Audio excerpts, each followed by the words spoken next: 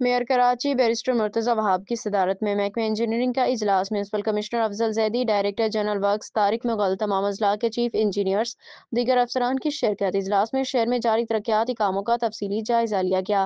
ترقیاتی کاموں کی سست رفتاری اور کام بروقت مکمل نہ ہونے پہ میئر کراچی کی انجینئرز کی سرزنش۔ میئر کراچی بیرسٹر مرتضی وہاب نے جیالانہ روڈ کے ٹھیکیدار کی ادائیگی روکنے کے احکامات جاری کر دیے۔ جو ٹھیکیدار معیاری کام نہیں کرے گا انہیں ادائیگی نہیں کی جائے گی۔ میئر کراچی مرتضی وہاب، تمام اسکیموں کے لیے فنڈز دستیاب ہیں، محکمہ انجینئرنگ کاموں میں تیزی لائیں۔ ڈسٹرکٹ اے ڈی پی کے 482 اسکیموں کے لیے 2488 ملین روپے کی ایم سی کو موصول ہوئی ہے۔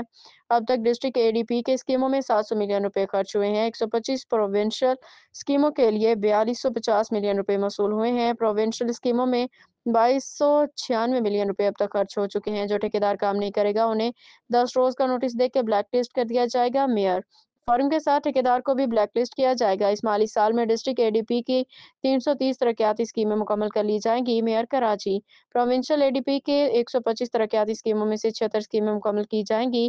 میئر کراچی اسٹریٹ لائٹس کے نئے طرز کے پولز نصب کیے جائیں گے تاکہ خوبصورتی پیدا ہو۔ میئر کراچی بیرسٹر مرتضی وہاب۔